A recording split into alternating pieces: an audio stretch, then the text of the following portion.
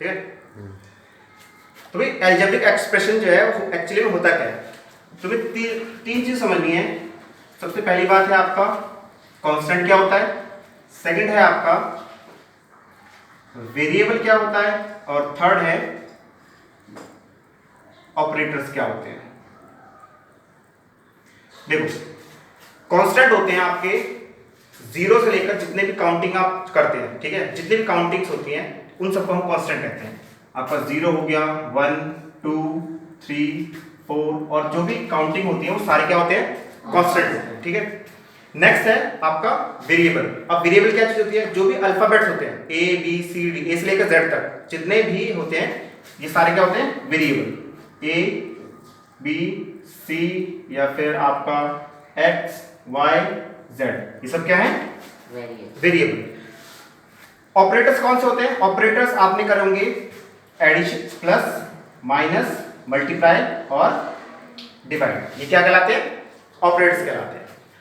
अब अगर हमें कोई एल्जेब्रिक एक्सप्रेशन दिखाना है, एल्जेब्रिक एक्सप्रेशन दिखाना है, तो एल्जेब्रिक एक्सप्रेशन होता क्या है, जब आप इन तीनों को एक इक्वेशन बनाते हैं उसे हम कहते हैं एल्जेब्रिक एक्सप्रेशन। जैसे कि x + 5 = 2, ठीक है। तो यहां देखो, यहां पर एक क्या है, वेरिएबल है, यहां पर एक ऑपरेटर है और यहां पर एक कांस्टेंट भी है।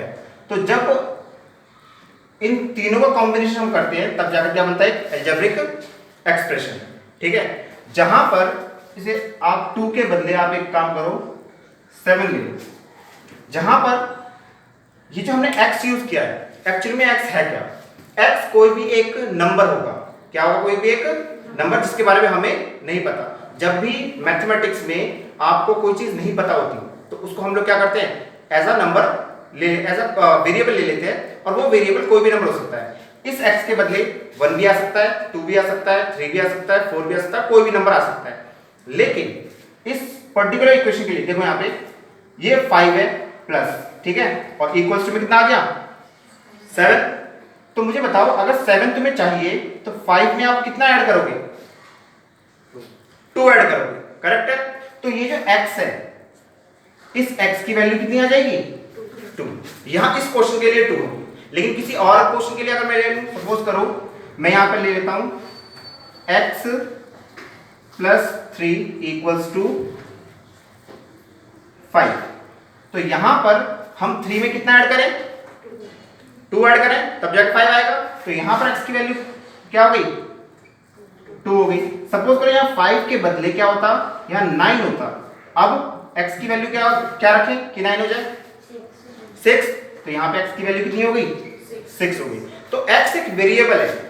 वो वेरिएबल का मतलब क्या है, इस x के बदले में आप 1 भी पुट कर सकते हो, 2 भी, 3 भी, कोई भी नंबर आ सकता है, इससे कोई मैटर नहीं करेगा। तो ये होता है आपका क्या, एल्जेब्रिक एक्सप्रेशन, ठीक है।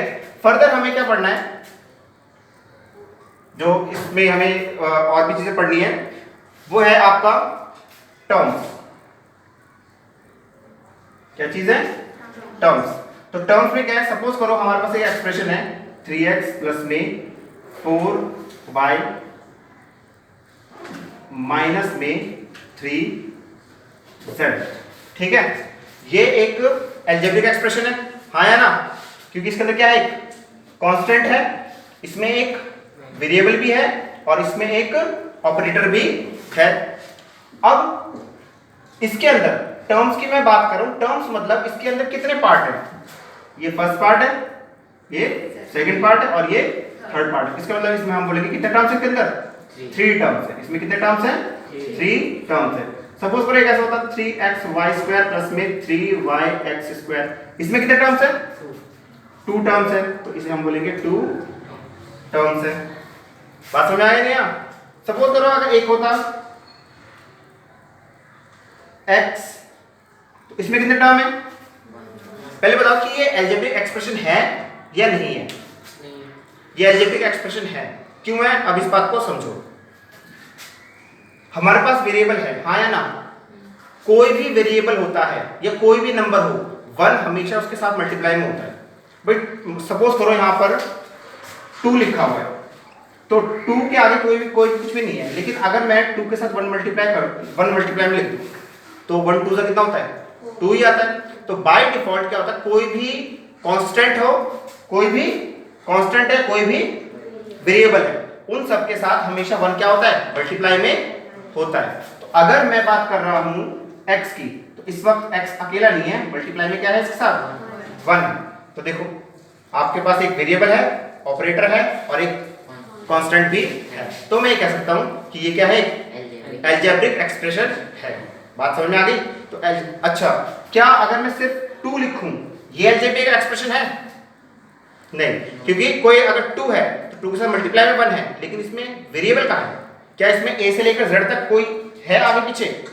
a से लेकर z तक कोई भी चीज नहीं है, तो इसमें क्या गायब हो गई? वेरिएबल नहीं है। जब वेरिएबल नहीं होता तो उसको हम क्या नहीं कह सकते, अलजेब्रिक एक्सप्रेशन नहीं कह सकते। तो ये अलजेब्रिक एक्सप्रेशन हमारा नहीं है, ये अलजेब्रिक एक्सप्रेशन है क्योंकि इसमें वेरिएबल है और बाय डिफॉल्ट हर वेरिएबल और कांस्टेंट का मल्टीप्लाई में क्या होता है, 1 होता है। तो हमारे पास कांस्टेंट भी आ गया, हमारे पास ऑपरेटर भी है और हमारे पास वेरिएबल भी है। क्लियर है ये बात? ठीक है, चलिए। तो अगर टर्म्स हैं तो कितने टर्म्स हो सकते हैं? 1 टर्म हो सकता है, 2 टर्म हो सकते हैं, 3 टर्म हो सकता है, 4 टर्म। क्या कोई लिमिट है इस चीज की? बिल्कुल लिमिट नहीं है, कितने भी टर्म्स हो सकते हैं। तो जब टर्म्स होते हैं, इन टर्म्स को हम लोग एक नाम देते हैं। तो नेम हम कैसे देते हैं, इस बात को समझे। मैं आप यहां कर रहा हूं, अगर एक टर्म है तो उसे हम बोलते हैं मोनोमियल। क्या कहते हैं हम लोग? मोनोमियल। अगर 2 टर्म है तो उसे हम कहते हैं बाइनोमियल। अगर 3 टर्म है तो उसे हम क्या कहते हैं? ट्राइनोमियल। एक मैं एग्जांपल ले लेता हूं, देखो। जैसे कि सपोज करो सिर्फ आपका x है, तो ये क्या हो गया आपका? मोनोमियल। x प्लस y हो गया, तो क्या हो गया ये आपका? बाइनोमियल। ये एग्जांपल है आपके। और अगर x plus y plus z हो गया तो ट्राइनोमियल। इसमें एक ही टर्म है, इसमें 2 टर्म है, इसमें 3 टर्म है। इनके बीच में ऑपरेटर प्लस हो या माइनस हो उससे फर्क नहीं पड़ता, प्लस हो या माइनस उससे फर्क नहीं पड़ता। बस हमें देखना है कि उसके अंदर कितने टर्म्स है। 1 टर्म होगा तो मोनोमियल, 2 टर्म होंगे तो बाइनोमियल और 3 टर्म होंगे तो ट्राइनोमियल। बात समझ में आ गया नहीं आया? तो इतना जो है पहले आप उन्हें उतार लो, उसके बाद हम लोग आगे करेंगे।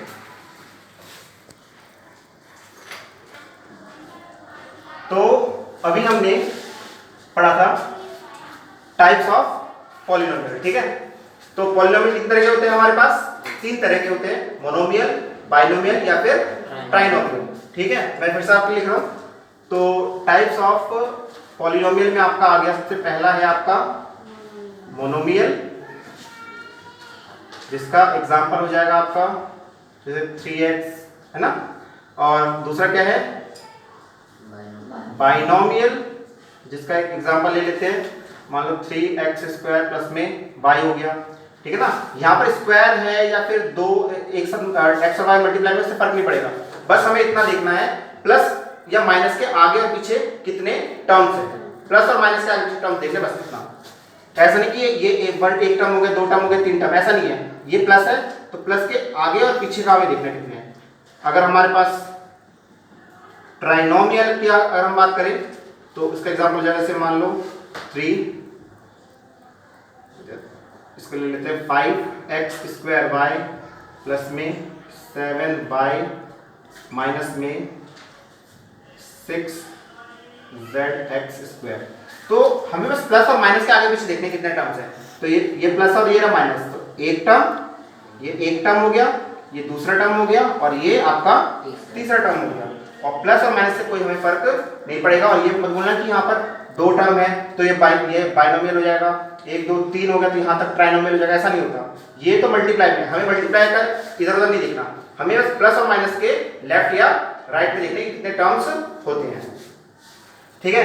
तो ये सारे पॉलिनोमियल्स हैं। अगर आपसे पूछे कि टाइप्स ऑफ पॉलिनोमियल कौन से हैं, तो एक है मोनोमियल, बाइनोमियल और फिर है ट्राइनोमियल। तो उसके बाद आपका जो नेक्स्ट है वो है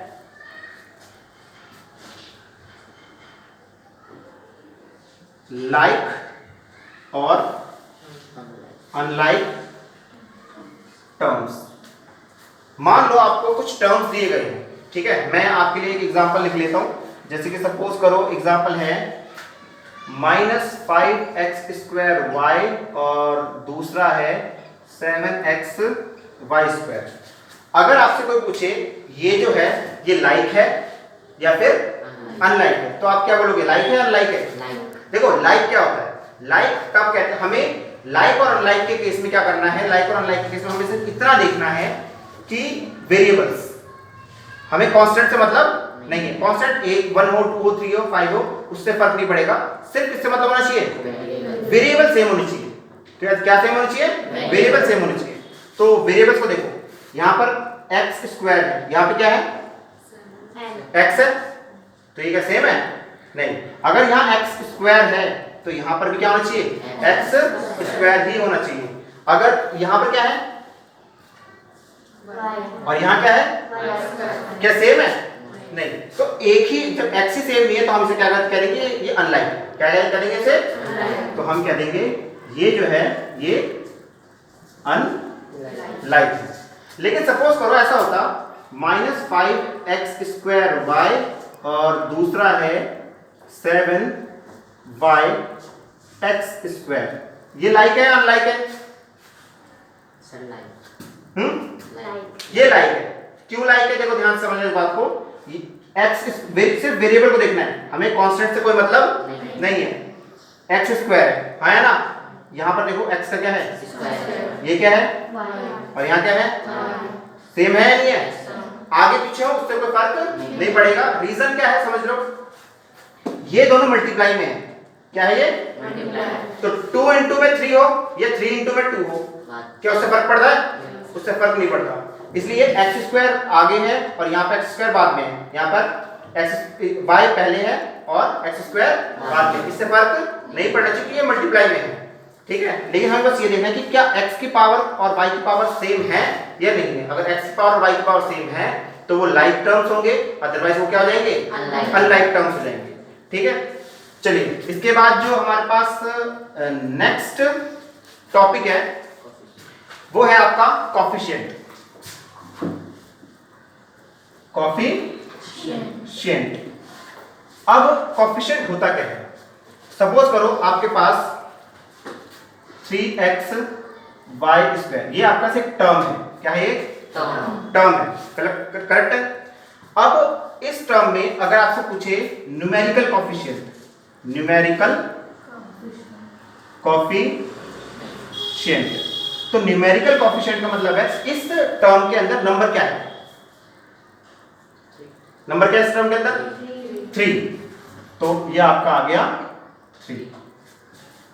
बात समझ में आया नहीं आया? अगर आपसे कोई पूछे कॉफिशिएंट ऑफ x, किसका कॉफिशिएंट, x का, तो इस x को छोड़ दो, बाकी जो बचा वो कॉफिशिएंट है, तो क्या हो जाएगा x का कॉफिशिएंट 3y²।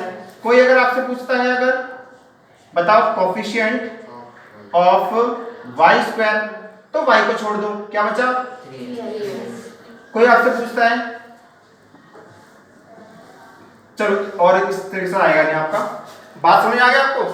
जिसका भी कॉफिशिएंट पूछने के लिए पूछेगा वो उसको छोड़ के बाकी जो भी होगा वो क्या होगा उसका कॉफिशिएंट।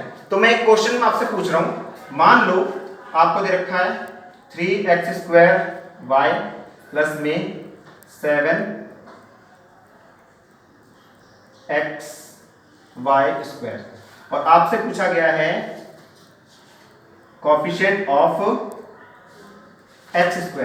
बताओ कॉफिशिएंट ऑफ x² क्या है, 3y। हम सिर्फ इस टर्म में देखेंगे, हम लोग यहां नहीं जाएंगे, क्योंकि यहां पर x² और यहां क्या है, ये x है, तो यहां हमें सिर्फ कॉफिशिएंट किसका पूछ रहा है वो, तो x² इस टर्म के अंदर आ रहा है, तो इस टर्म में x² को छोड़ के, इस x² को छोड़ के बाकी 3y बचा, तो 3y। इसके साथ क्या है उससे हमें मतलब नहीं है। हाँ मतलब तब होता अगर यहां भी क्या होता, x² होता। बात समझ में आ गई या नहीं आई? ठीक है, तो ये आपका क्या है कोफिशिएंट है। तो अभी तक हमने पढ़ लिया कांस्टेंट क्या होता है, वेरिएबल क्या होता है, अलजेब्रिक एक्सप्रेशन क्या होता है, टर्म्स दो तरह के टर्म्स होते हैं, लाइक या फिर अनलाइक टर्म्स। उसके बाद हमने पढ़ लिया कोफिशिएंट क्या होता है, फिर हमने पढ़ लिया टाइप्स ऑफ पॉलिनोमियल, तीन तरह के पॉलिनोमियल्स होते हैं हमारे पास। अब हम बात करते हैं मेन चीज कि सारे आपको मैंने बातें बता दी हैं कि अलजेब्रिक एक्सप्रेशन में क्या क्या चीजें होती हैं, टाइप्स ऑफ अलजेब्रिक एक्सप्रेशन, सारी चीजें मैंने आपको डिस्कस कर ली है। अब हमें पढ़ना है जैसे नॉर्मल हम नंबर्स जो होते हैं उसमें जैसे हम लोग ऐड करते हैं, सब्ट्रैक्ट करते हैं, मल्टीप्लाई करते हैं और डिवाइड करते हैं, सेम उसी तरीके से हम लोग क्या कर सकते हैं अलजेब्रिक एक्सप्रेशन के अंदर भी ऐड कर सकते हैं, सब्ट्रैक्ट कर सकते हैं, मल्टीप्लाई कर सकते हैं और डिवाइड भी कर सकते हैं। तो पहले इसे करने से पहले आप लोग इन सबको उतार लो और एक बार पूरे को ना ढंग से देख लेना, ठीक है।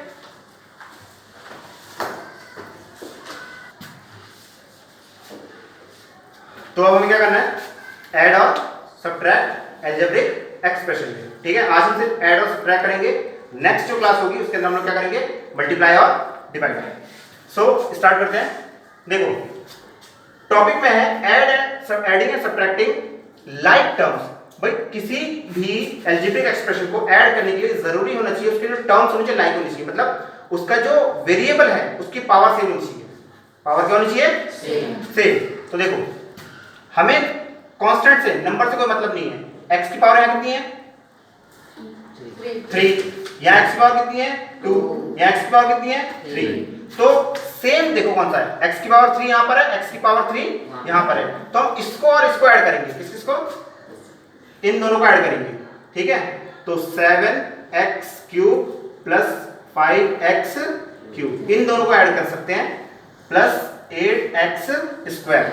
बात समझ आ गई। तो करना क्या है, x क्यूब यहाँ पावर क्या है सेम है, तो पावर अगर सेम है तभी ऐड कर सकते हो, अदरवाइज इसकी पावर कितनी है 2 है तो हम इसे ऐड नहीं कर सकते। सो 7 और 5 कितना होता है 12 और x की पावर यहाँ पर 3 रहेगी। याद रखना कभी 3 + 3 5 मत कर देना, ये बात में आ रही है।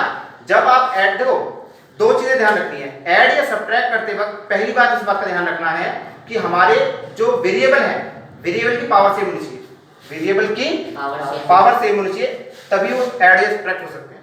दूसरी बात, जब तुम ऐड या सब्ट्रैक्ट करोगे तो नंबर्स को ऐड या सब्ट्रैक्ट करोगे, पावर को हमें कुछ भी करने की जरूरत नहीं है। इसमें भी x की पावर 3 है, x की पावर 3 है, तो हम x की पावर 3 को ऐसे उतार देंगे क्योंकि दोनों को तो सेम है, इसके बदले हमने ऐसे उतार दिया और हमने इन दोनों को ऐड किया 7 और 5 12 और प्लस में 8x स्क्वायर।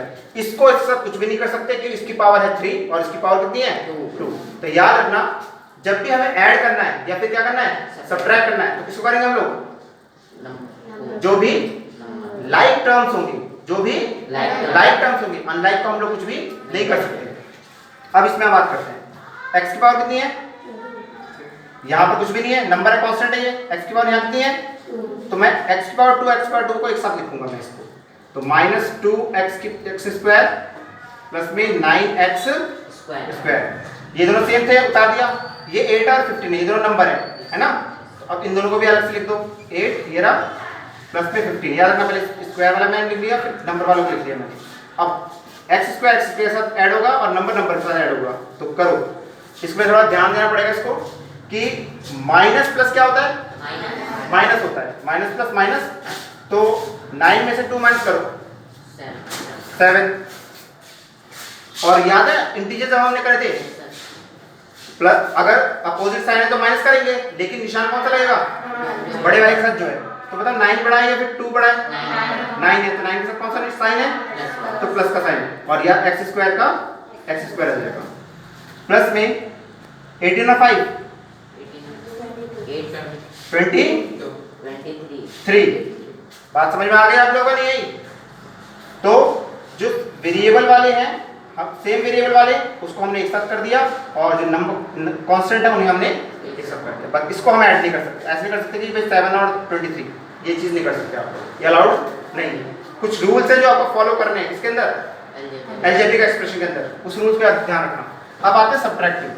तो देखो यहाँ पर एक वर्ड है फ्रॉम आया ना, तो इसमें बोला सब्ट्रैक्ट -7xy फ्रॉम 2xy। तो फ्रॉम का मतलब होता है आपको इस वाले नंबर को, इस वाले टर्म को सब्ट्रैक्ट करना है किस वाले टर्म में से, इस वाले में से।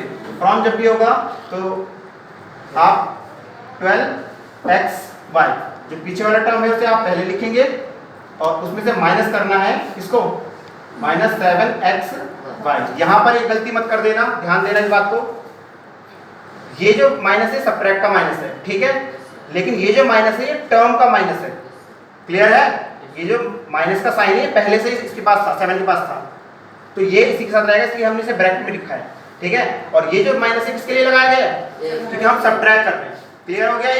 ये दो, कई बार ऐसा होता है कि हम लोग पता क्या करते हैं, 12xy और -7xy, ये जो चीज होती है क्या हो जाती है, ये गलत, क्योंकि यहाँ पर दो साइन आएंगे। एक साइन किसका, जो -7 के साथ है, और एक साइन किसके लिए, जो सब्ट्रैक्ट के लिए होता है, ठीक है। तो इसको मैं बोर्ड रब कर रहा हूँ। नाउ 2xy माइनस और माइनस प्लस 7xy। अब हम जानते हैं क्या टर्म सेम है दोनों के, बिल्कुल सेम है। xy इसमें भी है, xy इसमें भी सेम है, तो इन दोनों को हम ऐड या सब्ट्रैक्ट कर सकते हैं। तो यहाँ क्या हो रहा है, 12 प्लस का ही है और 7 भी प्लस का है, तो 12 एंड 7 19xy। इस तरीके से हम लोग सब्ट्रैक्ट कर सकते हैं। एक ऐड का एक और क्वेश्चन है, इसने बोला कि ऐड करना है आपको दिस एंड दिस। तो आप क्या करेंगे, इस पूरे को उतार लें, 7x² प्लस में 11x प्लस में 8, एंड के बदले में हम किसका साइन डाल देंगे, प्लस का। 3x² माइनस में 6x माइनस में 7। अब सेम वही काम करना है, जो भी लाइक टर्म्स है तो लाइक टर्म्स को एक साथ लिख लो। x² ये रहा, x² ये रहा, तो 7x² प्लस में 3x², ये दोनों सेम टर्म्स, सेम इनके टर्म जो वेरिएबल सेम है, इसलिए हमने एक साथ लिख दिया। अब x और ये रहा x, तो 11x माइनस 6x, तो प्लस का 11x माइनस का 6x। इस बात का ध्यान रखना, जो प्लस पॉजिटिव है उन्हें पॉजिटिव में लिखना है, जो नेगेटिव है उन्हें नेगेटिव में लिखना है, ठीक है, साइन चेंज नहीं होनी चाहिए। और लास्ट आपके कांस्टेंट बचे हैं, तो प्लस का 8, ये प्लस पॉजिटिव 8 है, और ये नेगेटिव का 7 है। अब हम x² वाले को सॉल्व करते हैं। पहले 7 प्लस का है और 3 भी प्लस का है, तो 7 and 3 10, सो 10x²। अब इसको, ये दोनों x वाले टर्म्स हैं, इन्हें सॉल्व कर सकते हैं। ये पॉजिटिव है, एक नेगेटिव है, तो जब दो अपोजिट साइन होते हैं, अपोजिट साइन में हम माइनस करते हैं, तो 11 माइनस 6 5, और बड़े वाले के साथ कौन सा साइन है, पॉजिटिव का साइन है, x। अब दो अपोजिट साइन है, अपोजिट साइन अगर होते हैं, ये इंटीजर को फिर से एक बार रिमाइंड करो, तो मैंने क्या बताया था, अगर अपोजिट साइन है तो उन्हें हमें क्या करना पड़ेगा, माइनस करना पड़ेगा, लेकिन साइन कौन सा आता है, जो बड़े वाले के साथ होता है। ये हमने 7th क्लास में सीख रखा है। तो 8 में 7 माइनस करेंगे 1, और बड़े वाले इंटीजर के साथ कौन सा साइन है, प्लस का, तो प्लस का आ जाएगा। इस तरीके से हम लोग क्या कर सकते हैं, अलजेब्रिक एक्सप्रेशन में ऐड या फिर सब्ट्रैक्ट कर सकते हैं। तो आप लोग इसको तो उतार ही लो, उतारने के बाद अपने बुक में से ट्राई करो, और उसके बाद हम लोग कुछ और भी, इससे रिलेटेड कुछ और भी ऐड, अगली क्लास में ऐड सब्ट्रैक्ट कुछ और क्वेश्चन करेंगे। उसके बाद हम मल्टीप्लिकेशन और डिवीजन के भी कुछ और क्वेश्चन करेंगे।